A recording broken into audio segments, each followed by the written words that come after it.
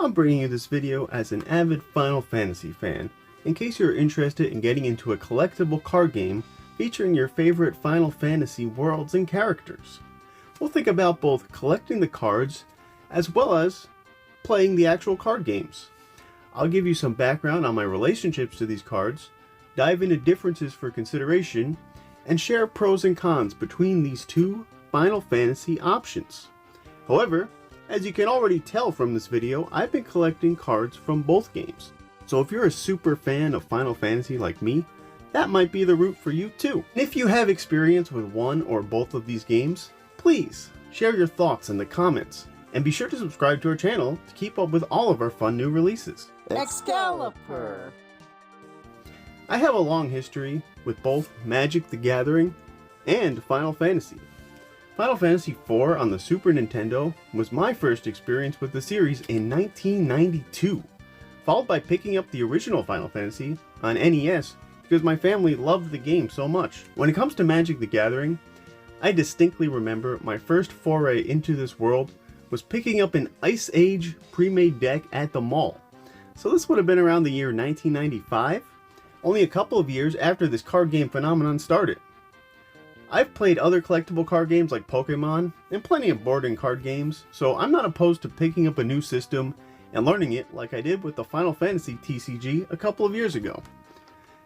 The Final Fantasy TCG is a much smaller game, and you won't find it sold or played at nearly as many stores as Magic the Gathering, but that could also be part of the appeal. I'm going to cover Magic the Gathering first, then we'll take a look at the Final Fantasy trading card game, and I'll provide an overall summary for both at the end. If you want to be in on the latest and greatest trend that is burning hot with popularity right now, the Magic the Gathering Final Fantasy crossover is where you want to dive in. Before the set even came out, it was already the best-selling set in Magic's 30-year history. Not only is it popular and best-selling, but the secondary market for reselling the cards is showing them keeping their value and go for astronomical prices. We spoke with game store owners who said they've never seen anything like it, as usually the prices start to drop after the set has been out, but they just keep rising and rising. However, this popularity is also a con. Not only would buying singles of rare cards cost you a lot of money, just trying to get the standard packs and decks could be pricey, with many outlets selling them above MSRP, the manufacturer's suggested retail price, which was already higher than other Magic the Gathering sets. For instance, I would say the most economical purchase out of everything they released is the starter set for $20. You get 2 complete 60 card decks with boxes to put them in and a how to play manual. Plus, one deck has a foil Cloud Strife and the other has a foil Sephiroth. Those characters are rare, and I haven't seen any version of them just opening packs, although the versions of them in the starter decks are unique to that set. Plus, you have everything you need to actually play the game with a friend. However, I was surprised to see this set going for double the price, $40 at a local card shop, and it made me happy I managed to snag the pre-order. You'll find that many places are sold out of their MTG Final Fantasy supplies, and those that have it in stock may have increased the prices. Unless you're made of money, I would suggest staying away from any of the specific collector's items, like the Secret Lair I saw in stock at gaming shops even though it's sold out online immediately, or the collector's boosters, as you will get serious sticker shock on these, with most places selling a 15 card randomized pack of foil rare cards for $90 plus. I think it's better for you to forget about the cards that they made rare just for the sake of it to hunt whales who will drop some serious cash on this game. Forget about serialized gold chocobos that sell for $40,000 a card, and just try to collect the cards you can collect in the typical packs. Stick with the regular booster packs, the booster bundle, or the pre-made decks. The traditional advice for Magic is to wait a little while and buy the singles you want for cheaper on the secondhand market. However, with prices creeping up and up, people will wonder how true that will be for this set.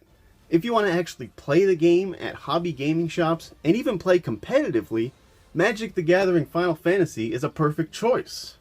Not only is it popular and being played everywhere right now, the Final Fantasy set is also a standard set that is legal in all formats of competitive Magic play, the same as any other set.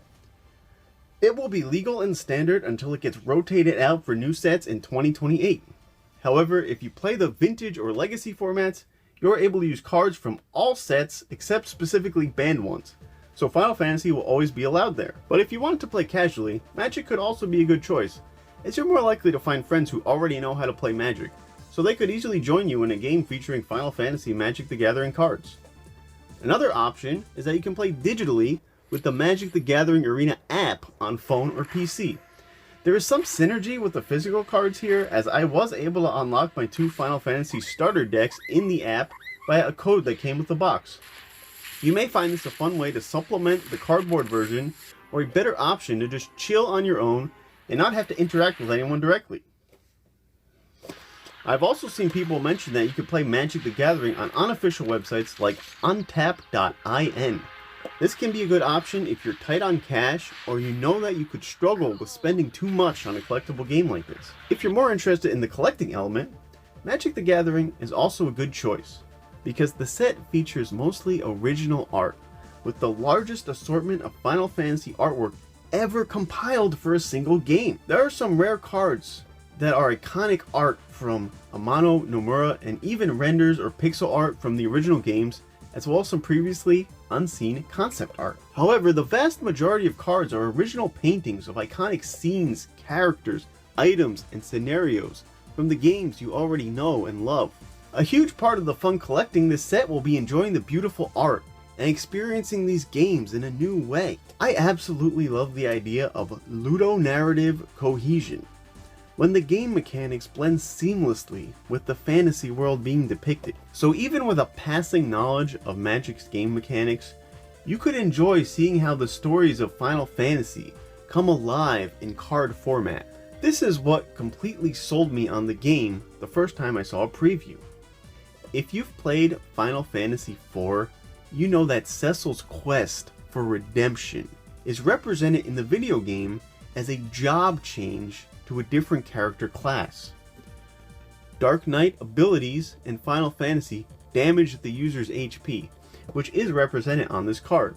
But after enough damage, his quest to become a paladin happens as you flip the card to the other side. So now you have a totally new version of Cecil. For an example from Final Fantasy VII, take a look at the land Midgar, City of Mako. Sure, you can tap it for black mana, which makes sense as the whole area is barren from sucking up all the Mako, but it also has an ability called Sorcery Adventure Reactor Raid that has you sacrifice an artifact or creature.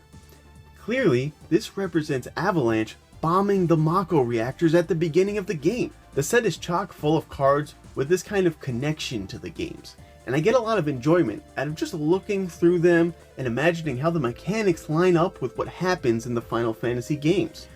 With so much all new art, plus a choice selection of classic art, all 16 mainline games represented, flavor text that helps describe what's happening or features quotes from the games, and fun mechanics that were designed to be accurate depictions of Final Fantasy, you can't go wrong collecting this set.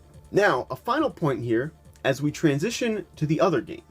Keep in mind that this is just a limited time Magic the Gathering set, and they will change to other Magic sets or other franchises when they release the next Magic blocks. Other than some surprises that they said they were going to announce regarding Final Fantasy Magic the Gathering cards coming out in December, there aren't plans to make more Final Fantasy cards after this. This could be both a pro or a con, depending on your perspective. Maybe you think it's good that this is just one set happening now, you can collect for it, and then move on with your life, satisfied with a nice collection. However, a con could be that maybe next year, you still want to be collecting Final Fantasy cards, but Magic isn't putting more out. Well, that's where we have our first pro for the Final Fantasy trading card game. These cards have been releasing new sets regularly since 2016, with no signs of slowing down. If you want to be able to keep collecting and playing new Final Fantasy cards after the MTG hype dies down, FFTCG is where you can scratch that itch. Don't let the low-key presence of FFTCG fool you, It's been around for nearly a decade and has a passionate community keeping it alive. With regular new set releases, official events, and a thriving fan base, this game isn't going anywhere. If you do know how to play Magic the Gathering, the Final Fantasy TCG isn't much of a leap to make. Most people teaching others how to play it say that it borrows a lot from Magic. I am an absolute novice at this game, so don't take what I have to say about the mechanics too authoritatively without looking more into it. However, it seems to me that this game tried to fix the problem of lands in Magic the Gathering. In Magic, you'll have a lot of the same color lands in your deck because you need to tap them to play your cards. So for green cards, you need to tap forests. For black cards, you need to tap swamps, etc. But when you have randomly shuffled your deck, you may not get enough lands for the cards you want to play, or have too many lands and not enough cards to play. There is not really an equivalent of lands in FFTCG. The cards do have different elemental color affinities, represented by the color of the crystal behind their cost and the symbol behind their text. And you do need to match the correct color of crystal points to play them. However, any card in your hand can be turned into crystal points. You can discard cards from your hand to turn them into crystal points to play other cards. Or you can tap your backup characters on the field to also generate crystal points. So backups are a little like lands, except they also have characters and have their own unique powers. If the land setup in Magic was something that annoyed you, you may find it a lot of fun to play a system where they tried to fix this. You've also got characters that are fords.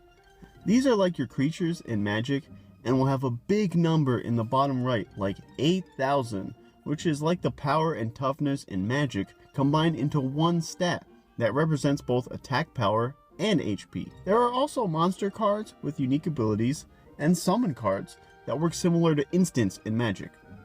You create a 50 card deck in FFTCG versus the standard 60 card deck for MTG or 100 cards for the Commander version.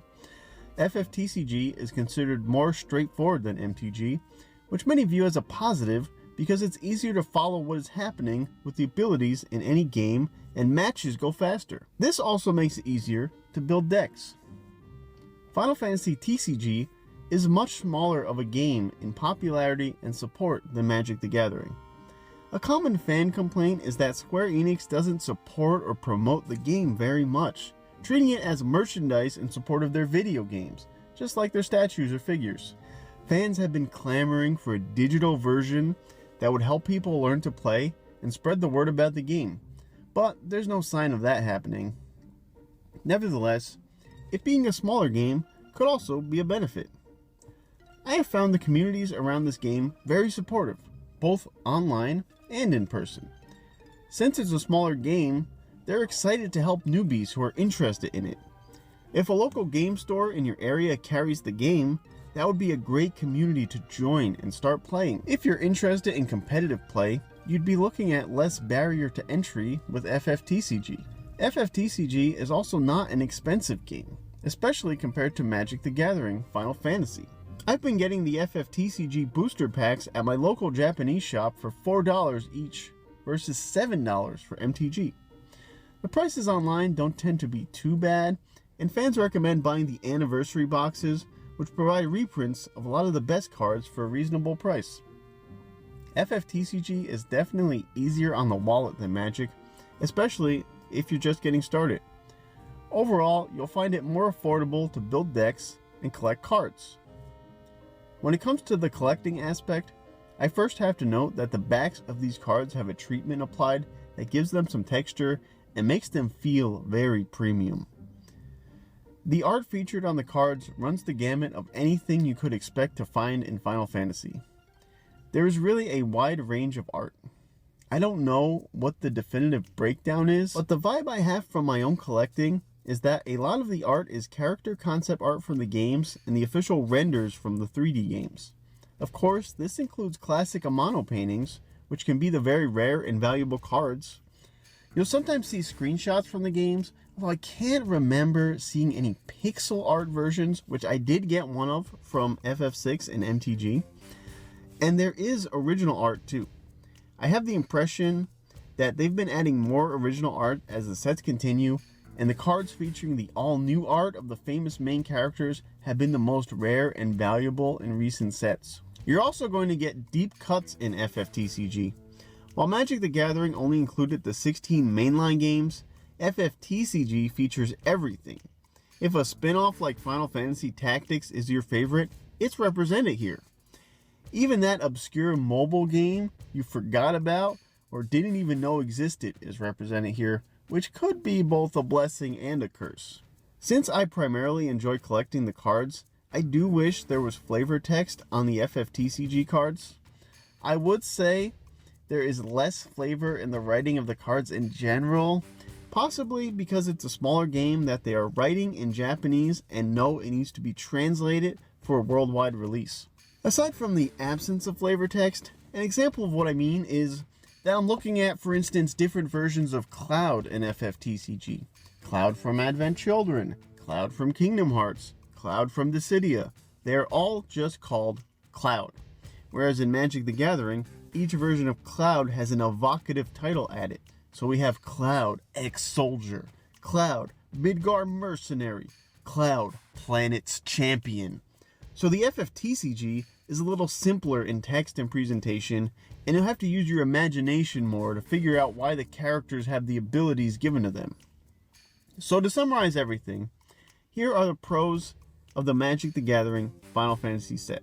It is highly popular, the best-selling collaboration in Magic the Gathering's 30-plus year history.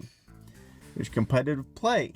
It's legal in all Magic formats, standard, vintage, legacy, etc. It's easy to jump into games.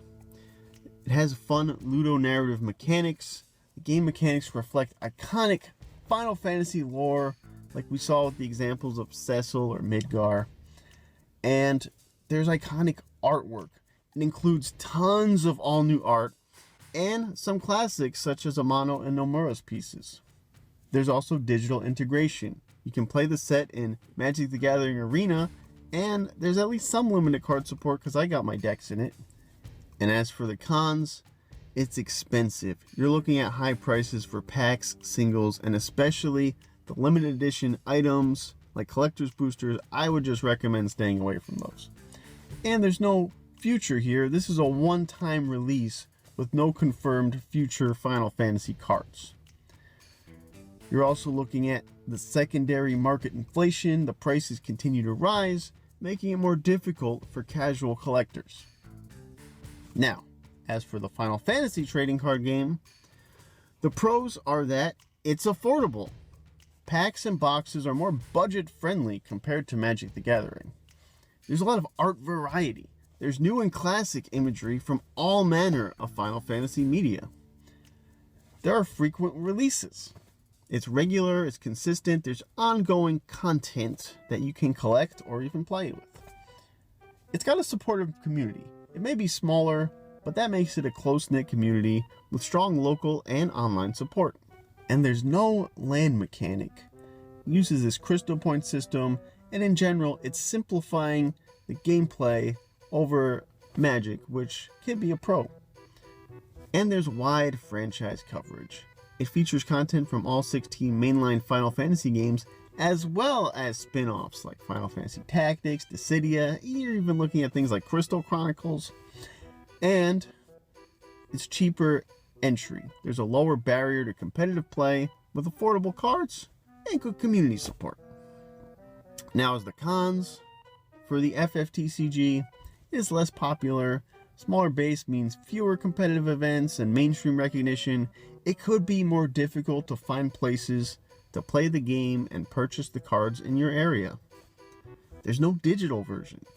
The lack of a digital platform really does limit the accessibility and growth of this game and building up a wider community around it. And it's got simpler art and text. There are fewer variations of characters and a more straightforward approach to the artwork and flavor text.